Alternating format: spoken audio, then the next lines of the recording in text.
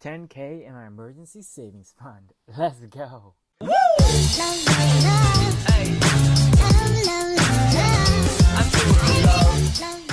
Yo, what's going on, fam? I'm FamiLei, and on this channel I make videos every single week about money and intentional living. So if you're into that, hit that subscribe button. Today I wanted to share my story on how I reached a $10,000 emergency fund in under 3 months.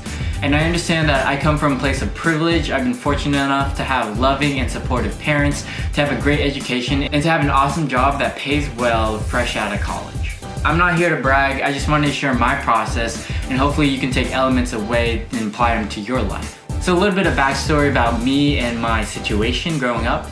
My parents fled from the communist regime in Cambodia and came to the United States when they were in their teens. From there, they were able to work really hard and build up a decent living and to become a part of the middle class. I was blessed to have a great education, to go to a top public university, and to achieve a couple job offers that paid pretty well. For those interested, I made a video on why I turned down a 6-figure job, and I'll link it in a card up there. But the reason I was able to save up $10,000 was simple. It's with this formula. Spend less than what you earn, or make more than what you spend. And for me, I made a pretty decent amount, and I was able to save up a lot more comparatively with my peers coming out of college. And the number one reason I was able to save up so much money was that I moved back home with my parents after college graduation. There seems to be a stigma about moving in with your parents, especially in America, where independence is such a highly valued trait. But to give you more of a world perspective and the actual situation in America, I'm gonna read off some stats. The share of recent college graduations moving back into their parents' home jumped from 19% in 2005 to 28% in 2016. The cities of Miami and New York City had the highest share of college graduates moving back with their parents, with 45 and 42% respectively. And these growing percentages can highly be attributed to the increase of living, of rent, and the ridiculous amount that college costs and students having to take up loans and going into debt. So if you just forget about the United States for a second, throughout the entire planet, in most cultures, it's customary to live with your parents until you find a spouse who you'll eventually move in with and marry. So throughout the world, living with parents is normal.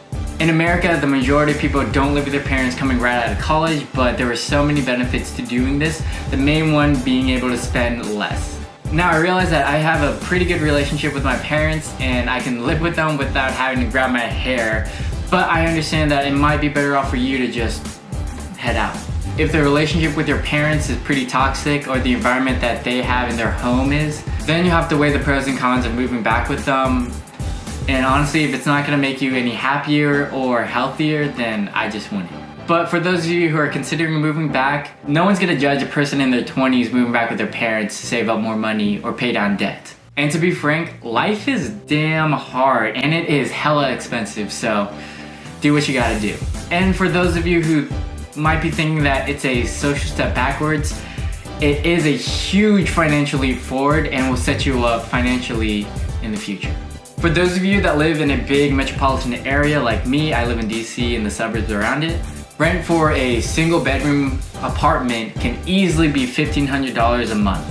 And if you have roommates, you'll be lucky, in fact extremely lucky, to have rent around $1,000 a month. So for me at home, I don't pay that grand a month on rent. I can cash that, and all the money that I save on the electricity, utilities, water, gas bills. Living at home, I just have a lot less expenses that I pay for, and with that chunk of change, I can just save it. In America, we're grown to have this mindset that bigger is better. This is the American dream of people owning bigger and better houses that our parents probably have, but I personally have changed my mindset to thinking differently. The bigger and better mentality is something that companies and advertisers want you to have, because in America, it's a consumer-driven economy where people spend money on things that they don't really need but want, or thought to have want, by these companies and smart advertising. I've personally taken a step away from materialism and found something called minimalism, which is a mindset used to realize what material objects you don't really need and to focus on the relationships and immaterial things that matter to me. Also, if you want me to talk more about whether you should move back with your parents or some tips or advice on doing so, make sure to leave a comment down below so I know. So with this minimalist mindset that isn't heavily affected by advertisements, I planned a budget. Exciting stuff, right? But quickly, if you don't have a budget, I recommend the 50-20-30 budget, where 50% goes to essentials and living, 20% goes to savings, and 30% goes to entertainment, whatever you want to do. But for me, I took a different approach. I laid out exactly what I needed to spend to survive and all my expenses, because I didn't really have much. So since I don't spend a lot, I was quickly able to make a list of everything I needed to spend and how much for each. I had my monthly phone bill, I had fuel that I needed to pay for to get to work and where I wanted to go. I spent money on eating out and groceries, a couple of subscriptions. I had a Spotify one at one point, but I decided not to pay for the $5 a month because a subscription I do have is the Adobe Creative Cloud, which I have the student version and pay $20 a month for. General entertainment stuff and things for fun that I have money that I set aside for that. And my grand total of spending is less than. What's just really crazy about this is that I wasn't aggressively trying to save. I didn't have a frugal living mindset where I just wanted to save as much money as possible. I was just living life. But living at home cut down so many expenses that I had. I just saved a lot of money. And with every dollar that I did not spend, I used it to build up my emergency fund. And this was my spending and saving for when I was building up my emergency fund. Nowadays, my budget looks very different because I'm not trying to aggressively build up my fund, but rather putting aside money for my Roth IRA contributions and large future expenses such as buying a house, and saving up money for things I value such as travel.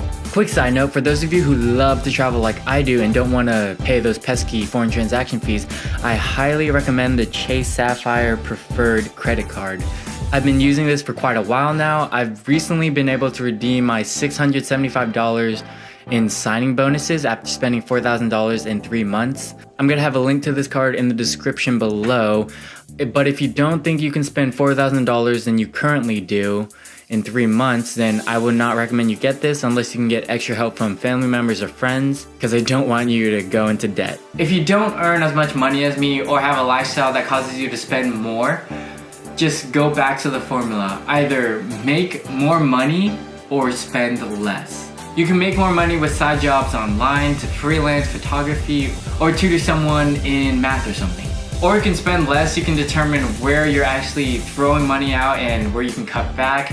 A couple of topics that I would encourage you to look into are minimalism, frugal living, and intentional living.